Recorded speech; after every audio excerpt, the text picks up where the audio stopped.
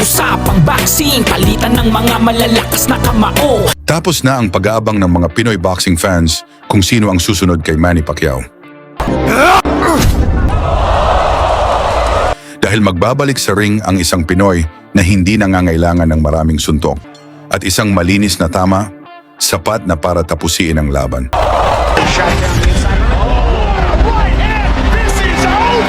Siya ang mandirigmang nagmula sa Zamboanga, si Weljon Triggerman Mindoro. Tahimik siya kapag wala sa loob ng ring, hindi pala salita, hindi mahilig magyabang. Pero kapag nagsimula na ang bakbakan, ang kanyang mga kamao ang gumagawa ng ingay. 18 panalo, 17 knockout, walang talo.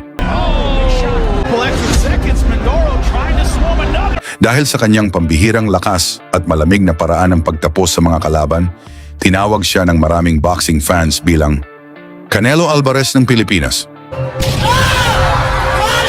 Ngunit para kay Mindoro, hindi sapat ang bansag, hindi sapat ang perpektong record, dahil ang tunay niyang misyon ang makarating sa pinakamataas na antas ng boxing at maging world champion.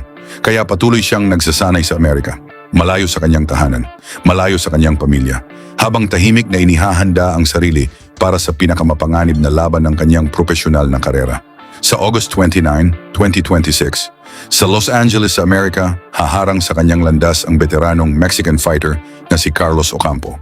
38 panalo, 26 na knockout, at 4 na pagkatalo.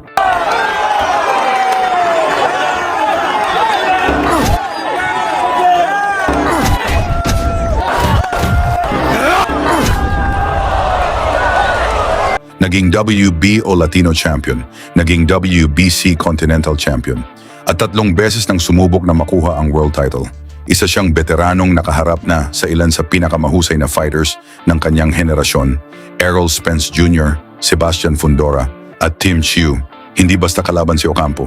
Subok na ang kanyang tibay, malawak ang kanyang karanasan, at alam niya kung paano lumaban sa pinakamalaking entablado. Kaya para kay Mindoro, hindi lamang ito panibagong laban. Ito ang gabing maaaring magbukas ng pintuan patungo sa World Championship. Ngunit bago natin tunghayan ang pinakamabigat niyang pagsusulit, balikan muna natin ang gabing ipinakita ng Triggerman kung bakit isang pagkakamali lamang ang kailangan niya para tapusin ang lahat.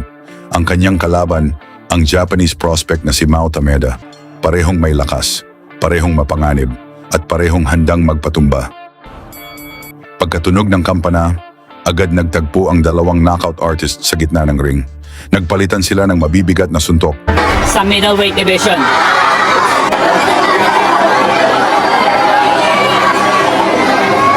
Nice 1-2 by Mindoro.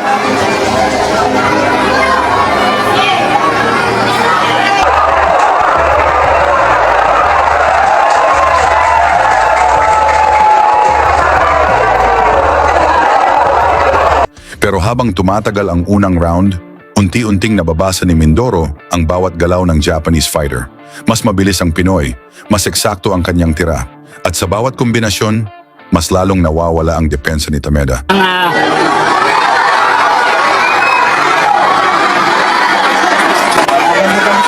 Nice body by Mindoro. Ang walang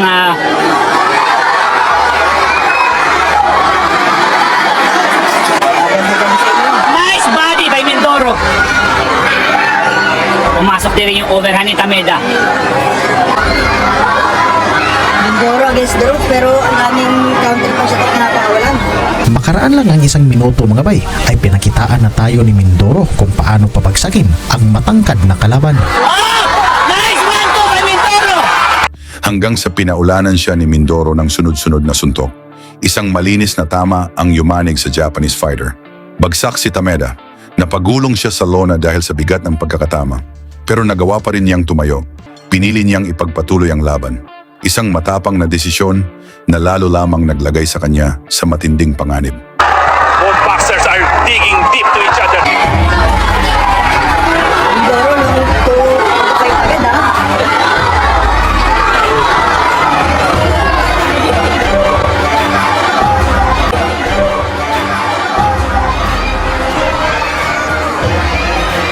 Nice body by Mindoro.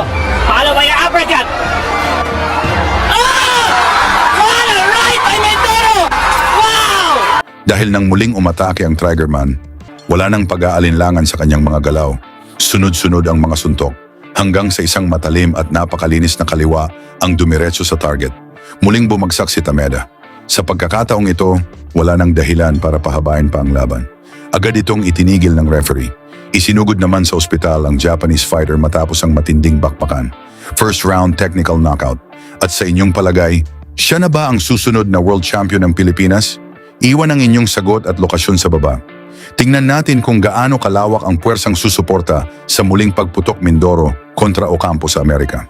Lagi niyong sundan, huwag magpapahuli. Pag-usapan ni bakbakan, balita niya at laban. Mga Pinoy na di nagpapagapi. Salamat sa mga suporta na lagi nandyan.